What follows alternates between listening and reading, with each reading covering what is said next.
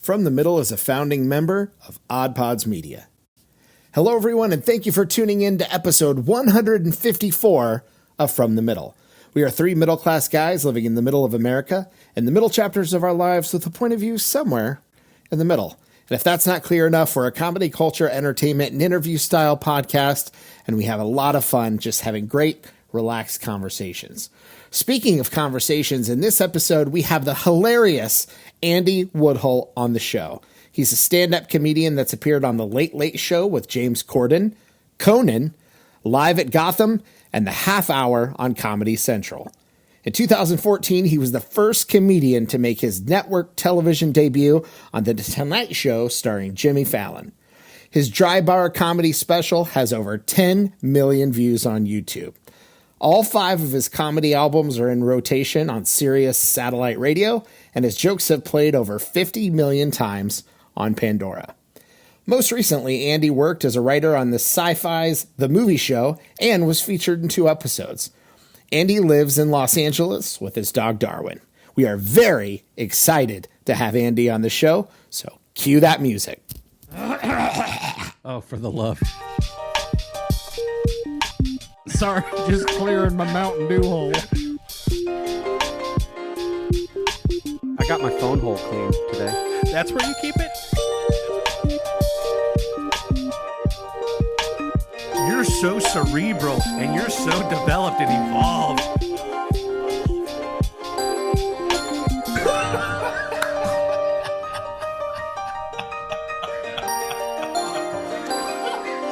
From the Middle after dark over here.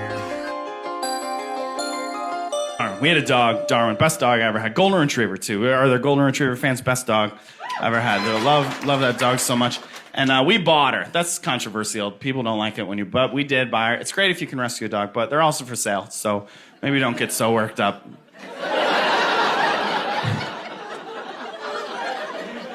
People get real worked up, but what happens to the dogs that are for sale if you don't buy them? Won't they eventually end up at the shelter? I mean, I'm just kind of cutting out the middleman, all right? I don't know why people always look at me like I'm a jerk because I'm living with a first-round draft pick.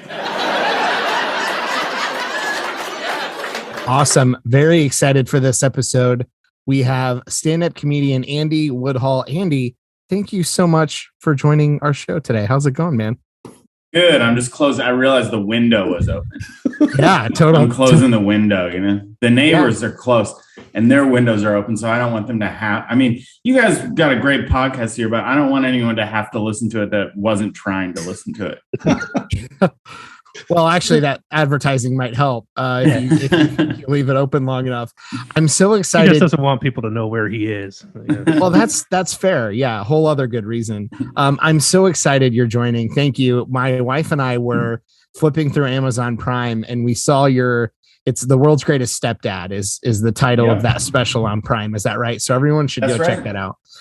And we stumbled across that, and we were listening, and I know a great comic when I hear it, but if my wife also laughs with me, I really know that it's a top-notch comic, and we were both cracking up at that special, and I'm so excited to have you on. Was that a combination of was that from Dry Bar, for anyone that's familiar with Dry Bar comedy?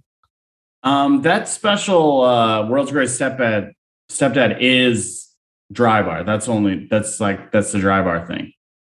That's what it is. Yeah, that's all it is. That's 100% the Dry Bar special that I did. Okay, which hilarious. And then we're looking for other content with you because it's so easy to just get on YouTube and podcast and start searching for other stuff. And we're just continuing to crack up. So thank you for that, by the way. But you've got a bunch of different specials we referenced at the beginning of the episode. So thanks for joining. And I want to let Corey and Kendall jump in because I'm sure you guys have questions as we kind of get started. Yeah. So if we understand correctly, from the Midwest, right? Elkmont, Indiana. That's right. Elkhart, Indiana. Yep. Yeah. So we're all from Northwest Ohio. So you've probably 100 times told the story about how you got into stand-up. I think on one of the interviews you did, you said you were you had sort of decided at a young age that was a career path that you wanted to pursue. So feel free to go into that as much or as little as you want. What I'm more interested in is when you shared that with friends and family, being from the Midwest, like how did that career dream land on them, right? Because I'm an artist and I'm from a small farm town. And so going off to be an illustrator or artist was like absurd. How did that dream land with your friends and family? Were they supportive or they were like, well, here's the thing, buddy?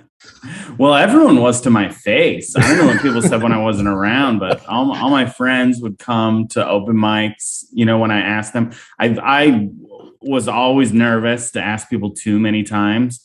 So, but everybody was very, and my parents were just worried if I would have health insurance or not. That was their main concern. Yeah. So long as I was buying the health insurance, that's the worst health insurance you can have. And it's what I still have. And I don't think you're even allowed to go to the doctor if you have it. They've always been supportive. That's great. That's great. Was it, I mean, I'm sure it was still an uncommon career path for other folks in your. Yeah. I mean, I don't know. I think people probably thought I was crazy, but now it's almost been 20 years. And I think everybody, I don't know if they still think I'm crazy, but nobody's like, what are you doing with your life? Other than myself. No, other people don't say that to me though. Who are some of those? Do you have the typical story like most comics where you're like, I had an Eddie Murphy record and that's when it clicked that was like a real career that you could go, like, who are some of your early influence, or was there a seminal moment where you were like, this is it for me? Well, I loved Seinfeld and Chris Rock and Bill Cosby were like my favorites before I started doing stand-up. And then a couple comics came to mind. And I think Seinfeld's what made me want to be a comedian. There's a moment in the show, I think it's when Elaine is talking about her New Yorker cartoon that they find out later is a Ziggy. And then Jerry comes up with a different punchline for it. And she says, why is everything so jokey with you? And he says, I'm a comedian. And I always wanted to just be able to answer like that to something. Yeah. I think Seinfeld was the one that made me want to be a comedian. And he wrote a book called like Sign Language. And he wrote in that book that he kept a notebook and wrote down funny things in it. And so I did that before I even started stand up. But I didn't know you could be a comedian until I saw comedy at college, and there was a guy opening the show who was just like a guy, you know. I didn't know open mic night existed. I didn't know there were people making money at comedy that weren't famous. Wow, that's great. It's so funny, you know, Corey and I are brothers, and we go back and talk frequently about being kids, being lucky enough at some point to have cable in our lives to where we could watch like Comedy Central Presents, and just, you know, the TVs were like a whole piece of furniture at that point. So you could like stare at a hutch that had a TV in it, and we're like curled up on the, you know, on the ground, you know, watching Kevin James or whatever comic shows. And so I think like little things like that, it's always fun to hear back on those stories. And so for you, I know you mentioned in another interview, your dad always liked to play like jokes and stuff, right? Was that any part of that? Like your my upbringing? Dad's a funny guy, and he had the Cosby. I think he had all the Cosby records. Okay. So I heard those. You know, listen, they're funny. I know there's some bad stuff later. Those albums were pretty funny.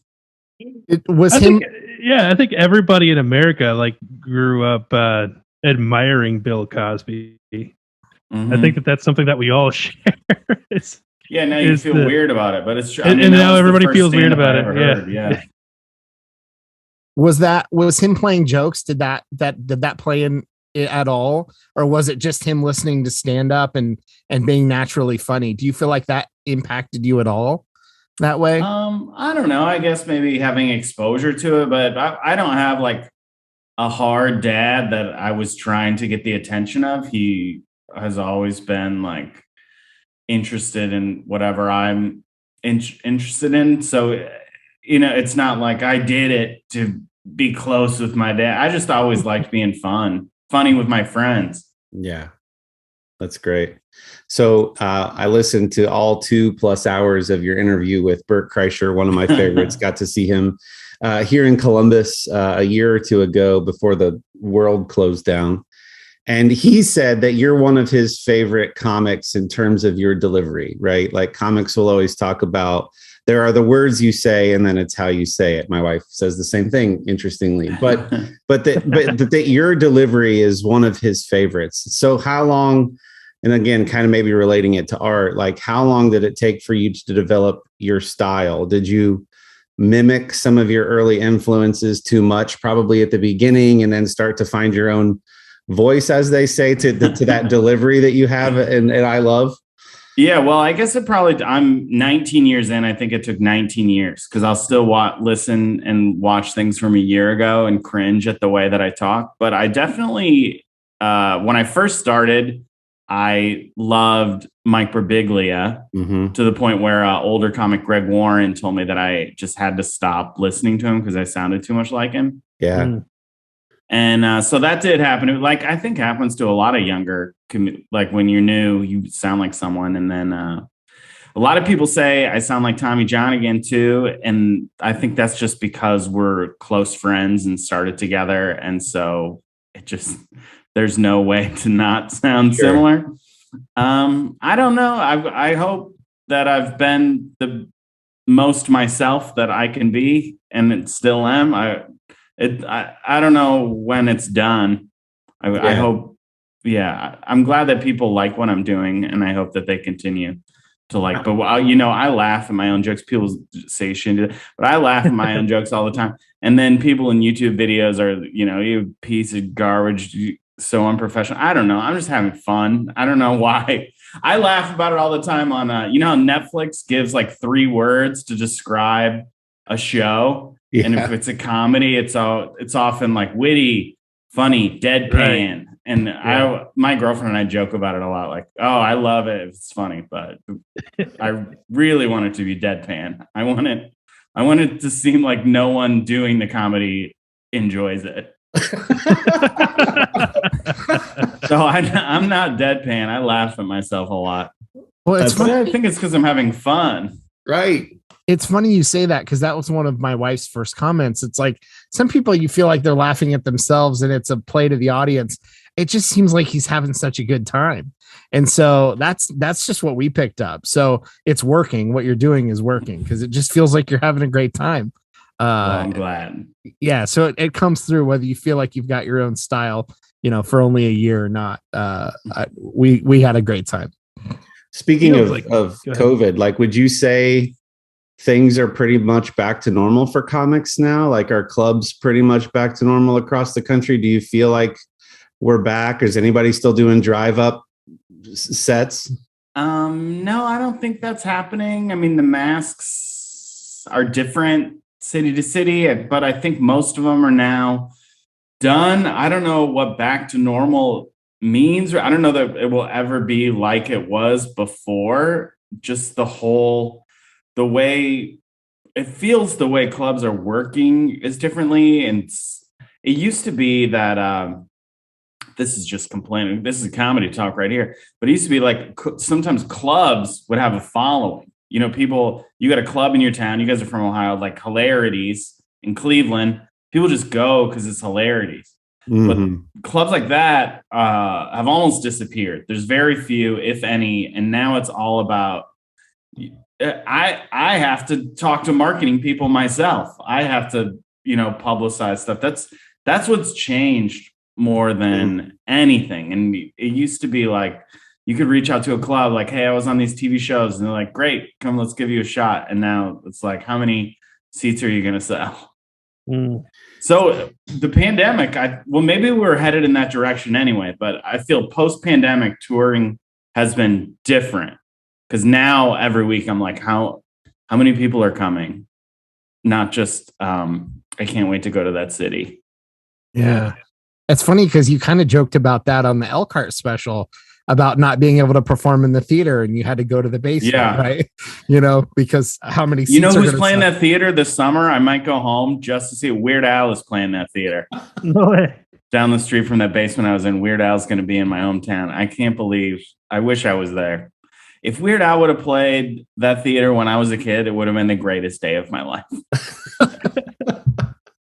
It's funny. There's a show in our network called Beard Al Podcast, and they talk about Weird Al and beer exclusively. And they have this huge push to get Weird Al for the Super Bowl halftime show. And I think that's where he belongs. And I don't think he could say no. So I don't think it would ever happen, but it's not a bad idea. It would be fun. I think it would be I don't think anyone would know how to react if they weren't the perfect age to know who Weird Al was. You know what? Weird Al transcends generations. I got 2 stepkids that are older now. They're 20 and 18, and they know Weird Al, and Weird Al had hits when they were young. Dylan, Lauren's going to be so excited that we talked about this. Yeah, she literally was showing off a signed poster from Weird Al last night. So on social media. So you just made her day. Check out the Beard Al podcast. Oh yeah, sounds good. So when you're talking about how the club scene has apparently changed. Mm-hmm. Man, I'm dumb. Maybe it's always been like that, and I just didn't realize it because I was just so grateful to be at any club. But now I'm like, maybe I'm older. I'm realizing like, if there's a future in this, you got to find a way to connect with fans. Yeah. Yeah. So when you're trying to find then a club, a place, a venue in a city, what are some of the markers of a good club, or maybe some of the better places that you've performed before? Like what's your best show environment, and what would you love to find in every city? Low ceilings, and everybody there knows I was going to be there. If those things happen, it's going to be a great night. It's going to be a great night. I think. So what was to date your best show so far? Oh, I don't know if I can answer that. I've had some fun ones. I have no idea. No show sticks out as like this was the best show of all time. I recorded a new album / special in Philadelphia just a couple months ago. That's the best show I've had in recent memory. There you go. Yeah, I just saw you shared on Instagram your first clip from that. When I was reaching out.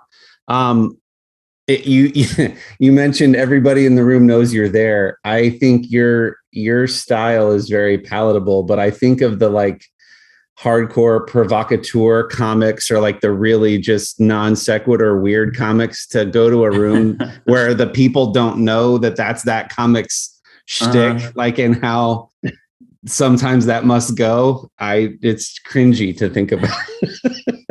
Yeah, you're right, and it is. So I know for a long time, the thought process for young comics was that you got to either go to LA or New York. I think you spent a lot of time in Chicago, or being based in Chicago, North Carolina, and you're now in California. Yeah. If you were talking to a new comic and they asked you, do I have to move to LA or New York, or has the scene changed so much that if you're touring, but like to really get time, you got to go to the more major stand-up towns? Like, does that still feel true? No, I don't think it is true. I think you have to be on the internet. Yeah. I think that's more important than LA or New York. I think LA and New York definitely have opportunities outside of stand-up comedy where it's beneficial to be there. Like in LA, you could do a show, someone could see it and be like, hey, I think it would be fun if you could help write jokes for this thing.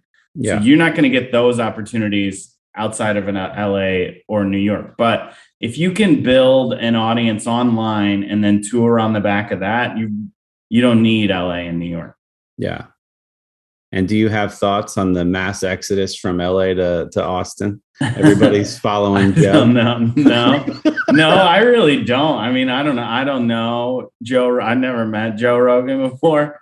I don't know most of those people that moved there. And as much as it gets talked about mass exodus, there's a lot of comedians here still. There's still plenty of comedians. Yeah. They're not at the club. They're not be like, we don't know how to fill these shows. There's still way too many of us here.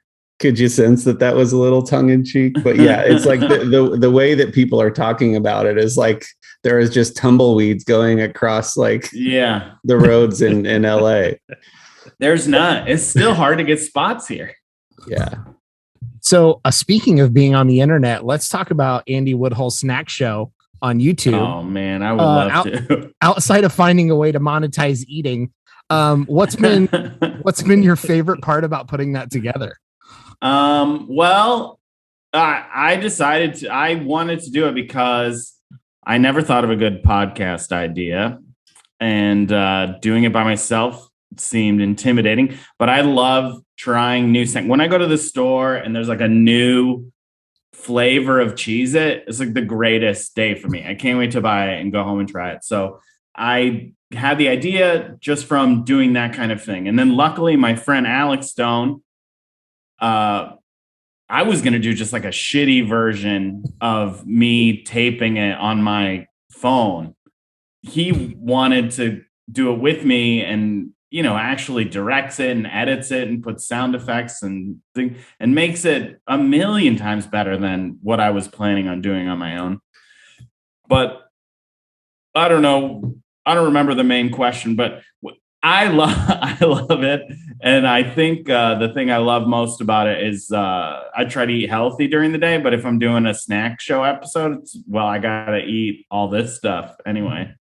Is the guy you're mentioning the one that you gave the bowl of macaroni and cheese with peanut butter and chocolate milk? Yeah. He like, at least his voice is in almost every episode. Yeah, and I gave it to him. I saw he had an Ohio hat on. It made me wonder if he's from Cincinnati. Yeah. Okay. Got it. Mm-hmm. Makes sense.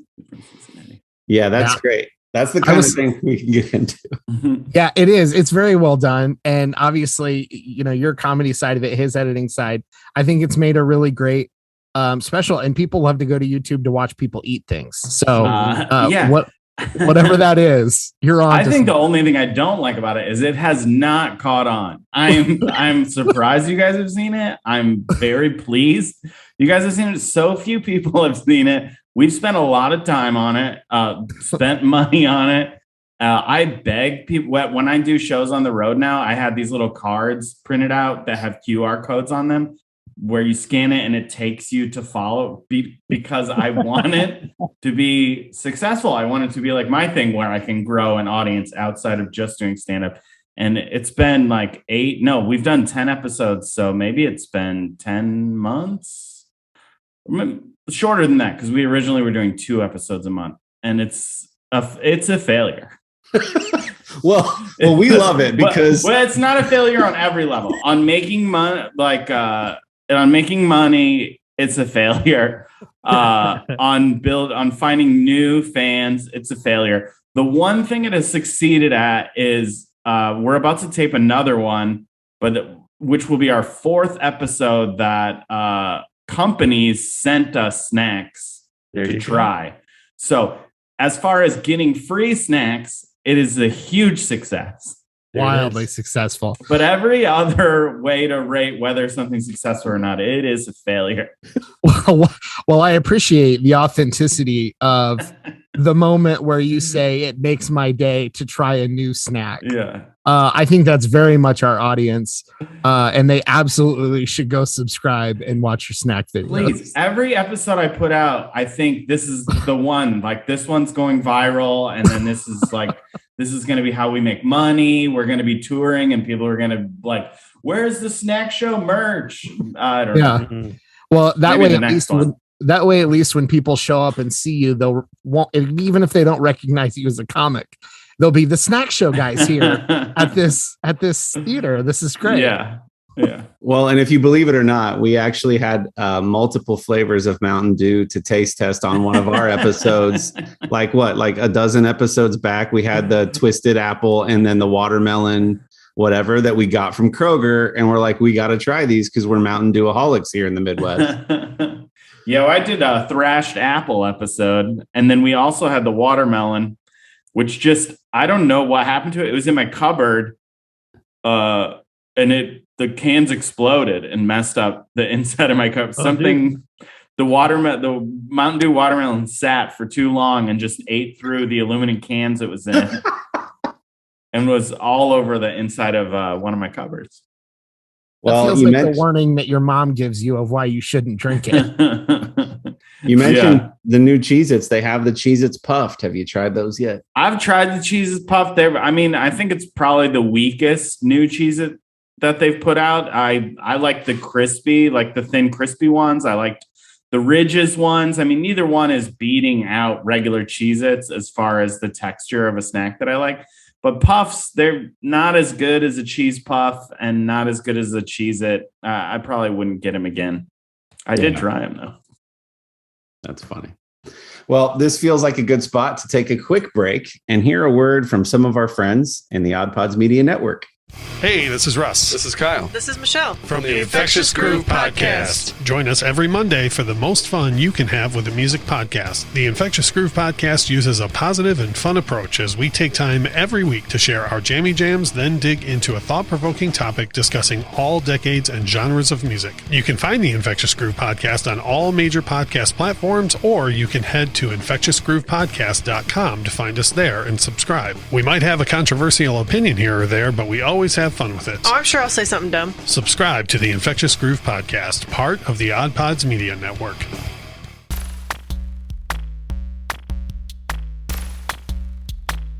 Hey, I'm Lauren. And I'm John. And we host the Beard Al Podcast, the podcast where we talk about two of the greatest things in the world, beer and Weird Al.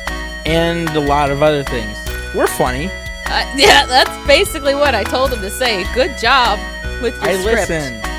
Yay!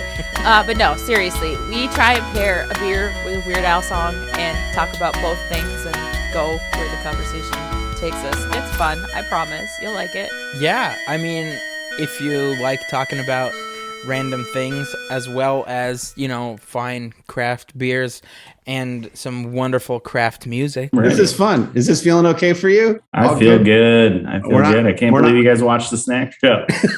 It's multiple episodes. I look at the results on there and it's like 100 views. And I'm like, how many of those were me checking to see how many views it had? At least half. I watched like half a dozen today. I was really enjoying it. And I wonder if it's like, we'll leave all this in, Kendall. I wonder if it's like a good, because, YouTube is weird about the length of videos. So I wonder if it's a different type of content for you, that 5-minute-ish mark. Oh, yeah, maybe.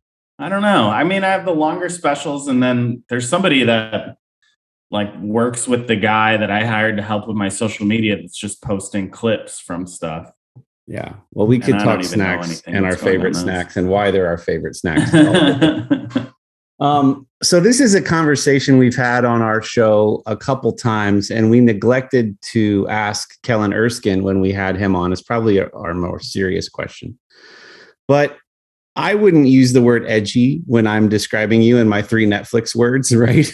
And there's a lot of talk right now about stand-up in society, a society that's gotten like ultra sensitive. And I think it was when you were at Zany's in Rosemont in Step Parenting 2, and you simply mentioned the idea of going into the appropriate restroom or locker room. And it got this like huge groan. And you said to the audience, you're like, I didn't even take a stance. I just said that this was a thing. And so my question is, like, a lot of comics will say that stand-up should be the acceptable proving ground for finding the line. And if you don't allow free speech and stand-up to find the line, how will we ever find it? Do you subscribe to that idea? Like, what are your thoughts on stand-up now when you can't even bring up a topic without offending someone sometimes? I don't know. I'm not the best comic to speak to this because I'm not, I'm neither edgy nor deadpan. The specific example you said, I didn't even remember. I wanted to post the full special uncut, unedited, but the people helping me posted the show that I knew wasn't going to be the album. Like, we did an early show and a late show. And the early show, I was like, that's it. That's the album. I'm going to mess around on the late show. And for some reason, they posted the full late show. So I don't, not that I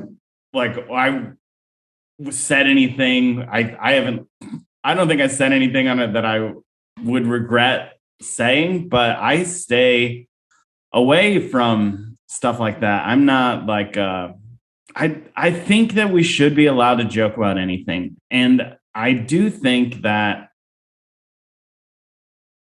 being able to joke about things makes them easier. Just like for me, personal things that have hurt or been hard made more sense to me when I found a way to think about them in a funny way. So, and I guess with that in mind, yeah, we should be able to do whatever, but we should also be kind to one another. You know, we shouldn't. I don't like stand up of, hey, I'm trying to find the line, but you say some messed up stuff that people have said. Hey, when you say stuff like this, it hurts me. I like comedy to be fun and silly.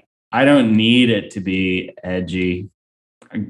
I think if it can make you think about a topic in a new way, it's doing something really special, or maybe make you understand someone's point of view that's not your own. But I think we should always be careful to be kind. I don't know how that sounds. No, it sounds perfect.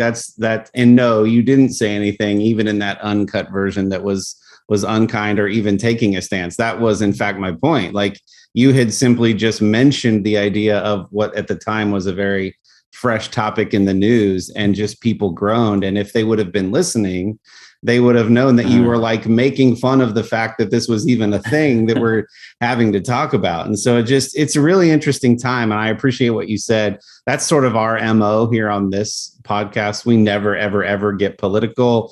And the guests that we have, like, we try to have like just centrist discussions and try to look at both sides of things, but always in the spirit of having fun, making people's day a little brighter than before they clicked play. And if it brings a smirk or a smile to somebody's face, then mission accomplished. So I absolutely love that answer. Thanks. You're welcome. There's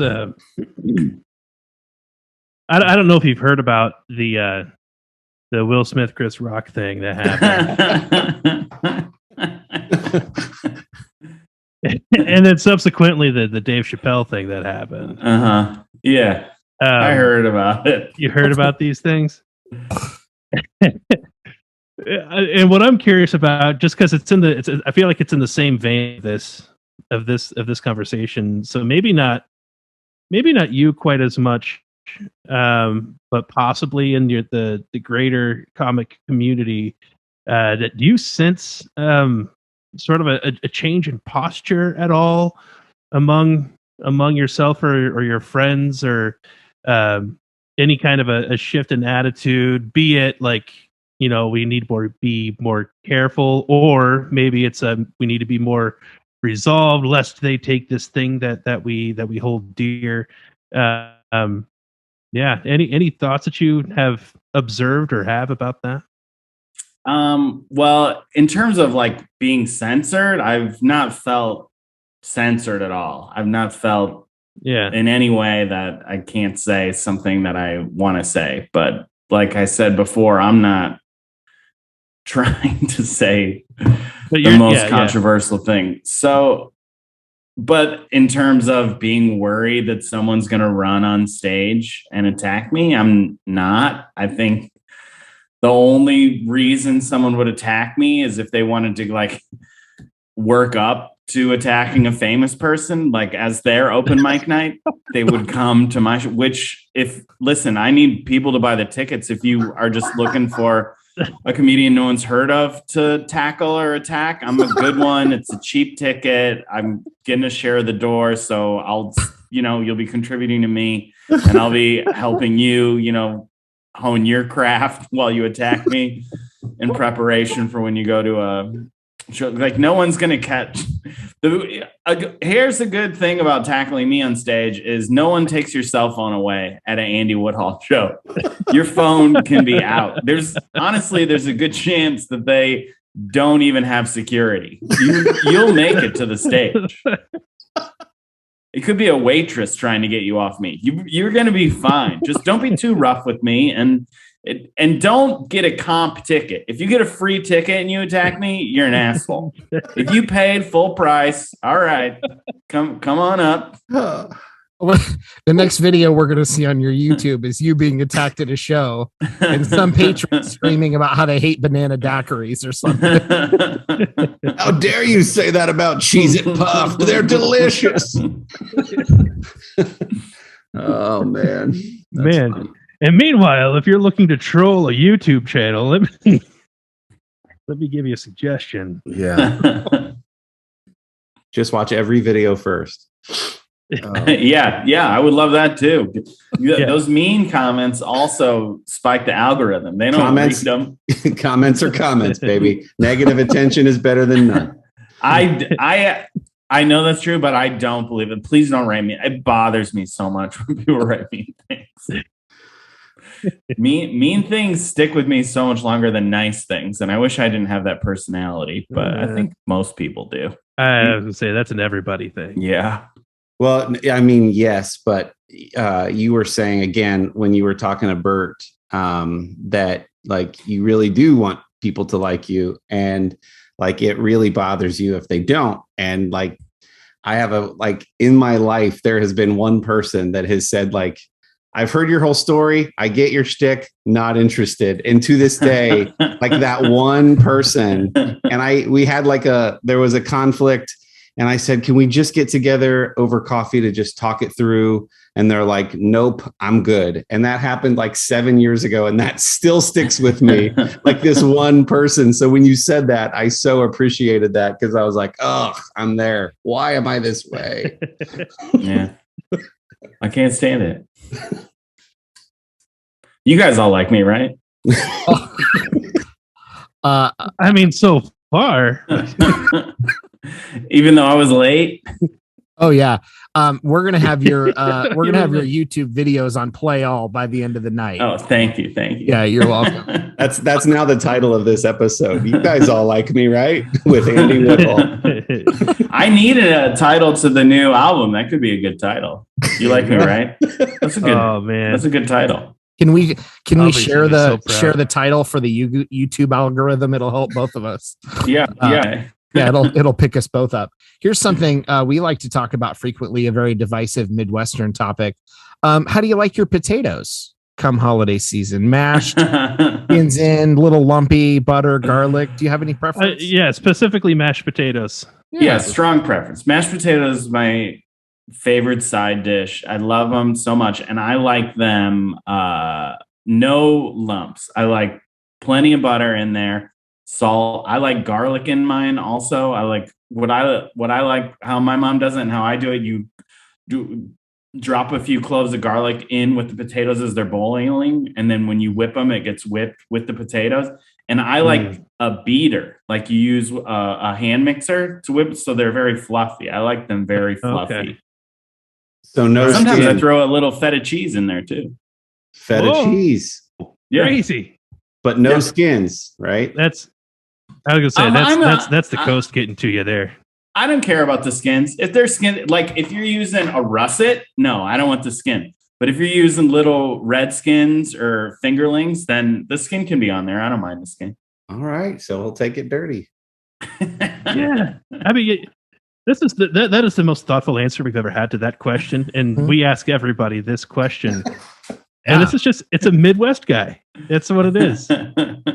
Well, you don't have a lot of snack hosts coming through here. I guess that's true. To Kendall's point, the feta does feel a little uppity, but you do live in California now, so I could buy that. Sure. Who has the hobby question? That was good.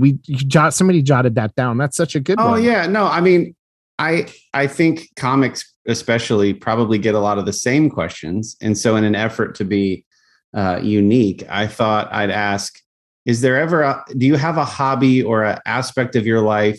I heard you love Stephen King, for example, that you wish more interviewers would ask about so that you could be given a chance to talk about it. Like I'm a big kid and I have like a Lego set behind me, right? Like I'm an adult Lego guy, right? So I love Lego too. I have this, I love buying Lego sets, especially lately. They've come out with so many cool ones. Yeah. Here, I got the Stranger Things one put together right now. Can you guys see this? What's happening right now is my favorite. is my favorite moment in 154 episodes. We have Andy Woodhull sharing his Lego set on our podcast. We have arrived. Yeah, I got a bunch of really cool Lego sets that I love putting together, and then I'll leave them out for a few months, and then I'll take them apart so that I can put them back together like a year or two later. But they've been coming out with so many cool ones. I love the Stranger Things one. I got hold on. Let me show you guys another cool one. Oh, Hold on a sec. We can do this all day. This is the best. Oh, we're gonna need an episode too. It's amazing. Oh, Nice. It's Mjolnir. And even the way he came strutting toward the camera holding that was just so like gleeful. Like, look at what I got. Yeah, I got Mjolnir right here. Between that and the new look, Chris Hemsworth, you got the whole thing. Exactly. Yeah, but I love doing like you like to do them too. All of us.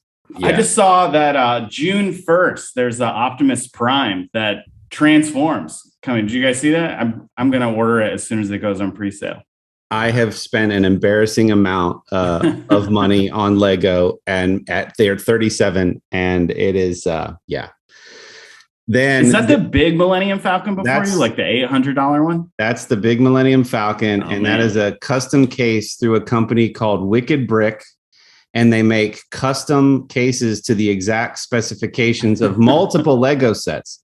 So you just put in their Mjolnir or Stranger Things, and they have these beautiful acrylic cases. And in this one, you can choose from one of 5 backgrounds to sit behind the Falcon. So there's like the hyperspace one, or there's Cloud City, or there's like a few others. My apartment isn't big. Well, I do take them back apart. So for 2 reasons, because then I can do them again, and also because my apartment's just not big enough to have that many sets out. I do have more out than usual now. I like this one a lot too. We're going to talk about this for a very long time after we stop recording. This is the best. And I don't know why I insist on showing them all, since I think you guys are only doing audio, but why not? I got the old school Nintendo one. Yes. Oh, have you seen this one? This one's pretty sick. It's got like the game cartridge in it and everything. You know, they have that. We have a true local mom and pop video game store just down the street from us. And my 7-year-old son saw that there, and it's been like the only thing that he has talked about since, about like wanting for birthdays or Christmas or whatever next if you get me. Yeah. And they have the little retro. It's a really cool set. Yeah, and there's a little TV, and then you crank the TV and the Mario goes along the TV. It's very cool. Yeah. What's you guys' favorite Lego sets you got? You guys have all done them? By the way, we're talking about putting yourself out there on the internet. On our YouTube channel, we have little behind the scenes clips we call mid bits. And mid bits, one of them, the most popular, is Corey putting together the Millennium Falcon and then the case. And so, but I feel like Lego probably gets brought up on the podcast every 10 episodes. More than that. And on social media and posts. And so, I'm frequently, I tend to be one of the minifig hoarders, right? Nice. And I'm a real sucker for Star Wars and Clone Troopers and Stormtroopers. I did just get the Marvel.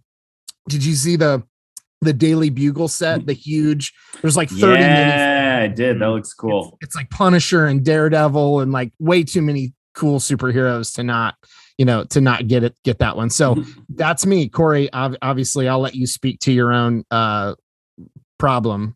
No, I was just sharing a bit of that time lapse. But yeah, we have multiple Lego based conversations on this show. We've even had a designer on the show. Yeah. That's true. Oh yeah. Wow, a master builder from Lego on the show.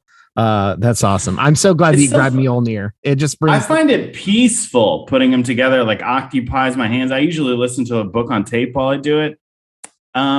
I don't know. It like scratches some itch. Probably like the itch that we should be learning how to build real things, like an actual skill. But I really enjoy it. Yeah. Well, I don't mean to blow all of our collective minds, but we've talked specifically about it being a bit cathartic you put on some of your favorite music, you grab your favorite snack, and you just start building. And that's frequently what I enjoy the most. Is just like your favorite snack right there while you're hopefully quiet and you can just chill out, man. It's exactly right. It's relaxing. That's a perfect way to put it. I can't get over what just transpired. I'm like that's like I feel like that's why we started this podcast 3 years ago, for that moment just now. To talk about Lego? All right. Yeah, with like a comedian that we really, really like. Anybody else? Any of you guys have the Voltron set? That's another one of my favorites. The Voltron set's pretty sick. It's awesome. What other Mine's not currently put together, but I saw this article in like this morning news. What do you call it? Newsletter that I'm subscribed to, and it said that investing in Lego right now was more profitable than the stock market, because they do. I mean, not for us. If you put it together, if you actually play with it, you ruined it. But it's true to a certain, because that Voltron set that I love was one of these limited edition sets. And I think I bought it for around $200, and I looked at it on Amazon recently, and it was like $450. Wow. Andy, we have referenced that article. Oh, have you really? We shared it on our Facebook page, and we tell our wives all the time, baby, this is a better investment than gold. You gotta buy two. You gotta buy two, though. That's so why. you You can't open it. That's the trick. I have one unopened. Do you guys have any unopened ones in the house? I have one unopened one in the house. Lots. A lot. Dylan, really? Turn your camera around. But they're only. I can't. It's only right because now, you haven't but gotten to them yet, right? Like Mine's unopened because it's the Home Alone house, and I wanted to buy it last year, and it was sold out, and then they restocked it. And I'm just saving it for Christmas. Yeah, I got that one too. Very exciting. So that one, or he's got the Daily Bugle. Again. Yeah, this one. Just too many minifigs. That looks so fun. Too many minifigs to pass it up. It's gonna be a blast. Yeah, that's so great. That's gonna be really fun. Yeah, that's awesome. Real fun. I got the Seinfeld one too. It's taken apart right now, but I love the Seinfeld one. Especially with you had to have the Seinfeld one with your growing up watching the show and that being a thing. I feel like you're going to need some kind of base plate, get a second set, put the Jerry minifig on a base plate, and eventually when you're invited to comedians in cars, you get them to sign the little that would be very cool for you. And then you put that one in an acrylic case from Wicked Brick. That one I would put, yeah. So while we're on geek culture, we're, as I mentioned, pro wrestling, sports entertainment fans. What was it like working with Steve Austin? It was very fun. It was kind of a dream job in that my biggest dream job in comedy is I love the show Beat Bobby Flay. I don't know if you guys ever watched that show. Oh yeah. This is getting to the point, but at the end of the episode, if Bobby wins, he ends the episode with a pun. And it was always my dream to could I be the one that sits there for the whole episode and then feeds Bobby the pun at the end of the show? And I play games with my friends, try to guess what pun he's going to do. But I essentially had that job for Steve Austin, not with puns, but he had an interview show. And then at the end of the episode, he would say, here's 3 things I learned from hanging out with this person. And I got to come up with the 3 things. Well, I usually came up with 25 things, and then a producer would pick their favorite 3. Actually, what happened most often is I would come up with 25, 30 things. The producer would say, one of them is good, come up with 10 more. And then we would end up with 3 things at some point. I think we need a hashtag for that, Andy meet Bobby Flay or something to try to get that trending for you. I would love it. I want nothing more than that job. But Steve Austin was very nice to me. I met him. He met me for the first time, I would say 5 different times. And every time he was very nice. That's good. That's awesome. Oh man, I'm sure we have more questions, but I saw that you're going to be, so you're touring right now. We want to make sure you get a chance. We've plugged Snack Wars. We want to make sure to give you a chance to plug anything else. You're going to be touring. You're going to be hitting in our area, although our show is broadcast internationally over the internet. In our area, you're going to be in Cleveland. You're going to be at the Funny Bone in Columbus. Yeah. That's very exciting. Funny Bones is a fun venue.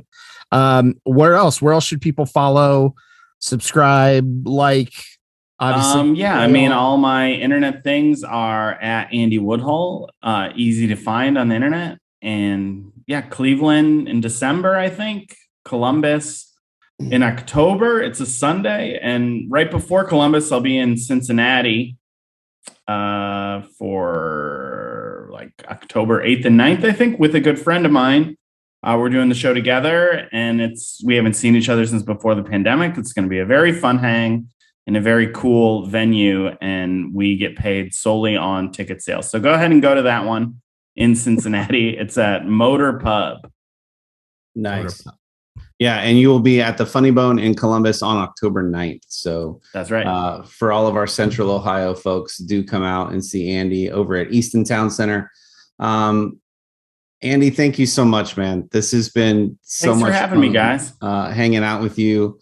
You talked about how different it is to tour and go to a city. And I know a lot of comics hate doing that, like morning radio, but like essentially that's what you're doing here, right? Like, yeah, what's funny? Morning radio has kind of gone away. Very few clubs still. When I started, it used to be every club had morning radio, and I enjoyed it because I'm a morning person. I'm an eager beaver. I never minded it. But now almost no clubs do it at all. Yeah, and it's been replaced by being on podcasts like ours. So we're glad. Definitely has. Hopefully, spread the word and let other people let you bring them joy through your stand-up. So this has been really fun, and we just can't thank you enough. So thanks, guys. It was a good time. See you later. Text me when you get your Optimus Prime. Absolutely.